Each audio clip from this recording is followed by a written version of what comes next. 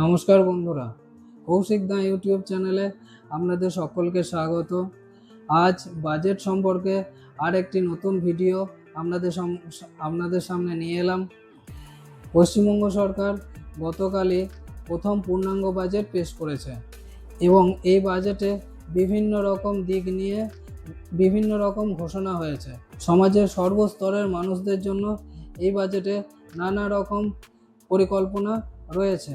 গতকাল এই বাজেট সম্পর্কে একটি ভিডিও অলরেডি আমাদের চ্যানেলে আপলোড করা হয়েছে এবং সেই ভিডিওতে আমরা আলোচনা করেছি যে সরকারি চাকরিতে কত পরিমাণ শূন্যপদ রয়েছে এবং বিভিন্ন ক্ষেত্রে যেমন শিক্ষক নিয়োগে কত শূন্যপদ ভর্তি করা হবে, পুলিশ নিয়োগে কত শূন্যপদ রয়েছে, এছাড়াও আরও বিভিন্ন সরকারি দপ্তরগুলিতে কত পরিমাণ শূন্যপদ ভর্তি করা হবে তাই নিয়ে, এবং তার সঙ্গে সঙ্গে সরকারি কর্মচারীদের জন্য যে একটি বিপুল পরিমাণ ডিএর ঘোষণা হয়েছে সেই সমস্ত কিছু আলোচনা আগের ভিডিওতে করা রয়েছে। সেই ভিডিওর লিঙ্ক আপনারা এই ভিডিও ডেসক্রিপশনে পেয়ে যাবেন। চলুন আজকের ভিডিও শুরু করা যাক। আজকের ভিডিওতে আমরা বাজেটের অন্যান্য দিকগুলো নিয়ে আলোচনা করব। প্রথমেই চলে যাচ্ছি যে কৃষকদের নিয়ে এই বাজেটে কি বলা হয়েছে। প্রথমেই আমরা দেখতে পাচ্ছি যে পিএম কিষাণ সম্মান নিধি যে প্রকল্পটি ছিল, যাতে কেন্দ্র সরকার প্রতিটি কৃষককে বছরে 6,000 টাকা করে দিত এবং তার সঙ্গে সঙ্গে রাজ্য সরকার ঘোষণা করেছে যে আরও 3,000 টাকা, তো মোট 9,000 টাকা এখন প্রতি কৃষক বছরে পাবে। এর সঙ্গে সঙ্গে কৃষকদের জন্য প্রতি মাসে মাসে 3,000 টাকা করে ভাতা দেওয়ারও ঘোষণা করা হয়েছে। এবং আরও বলা যায় যে কৃষকরা জমিতে যে পাম্প চালানোর কাজে যে বিদ্যুৎ ব্যবহার করে থাকে সেই বিদ্যুতের ক্ষেত্রে প্রতি ইউনিটে 2 টাকা করে ছাড়ের ঘোষণা করেছে রাজ্য সরকার এই বাজেটে। এবং আরও যে সমস্ত ঘোষণা হয়েছে সেগুলোর মধ্যে উল্লেখযোগ্য হলো বিধায়ক তহবিল অনেকটা পরিমাণ বাড়ানো হয়েছে। আগে 70 লক্ষ ছিল এবং এখন সেটাকে বাড়িয়ে 1 কোটি করা হয়েছে। তার সঙ্গে সঙ্গে মহিলাদের কল্যাণের জন্য অনেক ঘোষণা এই বাজেটে আমরা দেখতে পেয়েছি।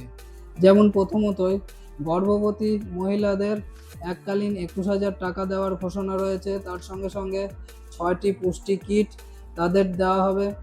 মহিলাদের সরকারি বাসে বিনামূল্যে যাতায়াতের কথা সরকার আগেই ঘোষণা করেছিল এবং এই বাজেটে তার একটি সুস্পষ্ট রূপ আমরা দেখতে পাচ্ছি এবং এর জন্য সরকার 550 কোটি টাকা বরাদ্দ করছে এবং প্রত্যেক মহিলার জন্য পিঙ্ক কার্ড চালু করা হবে। এর সঙ্গে সঙ্গে আমরা দেখতে পাচ্ছি সিভিক ভলেন্টিয়ার যারা রয়েছে, গ্রিন পুলিশ, ভিলেজ পুলিশ, তাদের ভাতা 2,000 টাকা করে বাড়ানো হয়েছে। এর সঙ্গে সঙ্গে যারা মিড ডে মিলে রাঁধুনি আছেন তাদেরও 1,000 টাকা করে ভাতা বৃদ্ধি করা হয়েছে। আগে আমরা দেখেছি মিড ডে মিলে প্রতিদিন প্রতি ছাত্রছাত্রী পিছু খুবই কম অ্যামাউন্ট দেওয়া হতো, প্রায় 6.5 টাকার কাছাকাছি আগে বরাদ্দ ছিল, এখন সেটিকে বাড়িয়ে 10 টাকা করা হয়েছে। এরপর আমরা যেটা জানতে পারছি সেটি হলো কলকাতার স্কুলগুলিতে মিড ডে মিলের দায়িত্ব এখন থেকে দেওয়া হচ্ছে ইসকনকে। ইসকন কলকাতার স্কুলগুলিতে মিড ডে মিল বিতরণ করবে। 100 দিনের কাজের প্রকল্প যেটি আগের ছিল এখন সেটিকে 125 দিনে পরিণত করা হয়েছে এবং তার জন্য সরকার 14,000 কোটি টাকা এই বাজেটে বরাদ্দ করেছে।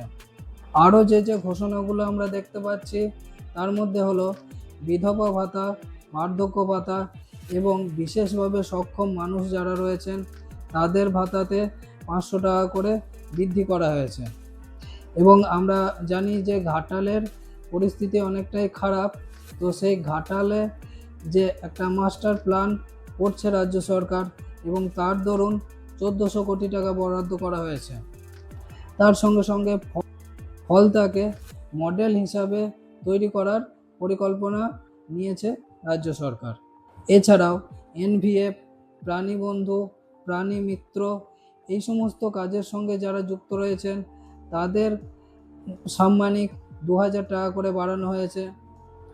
আরও বলতে গেলে অবসরপ্রাপ্ত সাংবাদিক যারা রয়েছেন তাদের মাসে মাসে 5,000 টাকা করে দেওয়ার পরিকল্পনা করেছে রাজ্য সরকার। রাজ্য সরকার এও ঘোষণা করেছে যে যে সমস্ত কর্মীরা রাজনৈতিক প্রতিহিংসার শিকার হয়েছে, মিথ্যা মামলার শিকার হয়েছে, তাদের জন্য সংগ্রামী ভাতা কর্মসূচি ঘোষণা করেছে সরকার। এর সঙ্গে সঙ্গে রাজ্য সরকার 5টি নতুন জেলার ঘোষণা করেছে। সেই 5টি নতুন জেলা কি কি? সেগুলি হলো কলকাতা, জঙ্গিপুর, আরামবাগ, বসিরহাট এবং সুন্দরবন।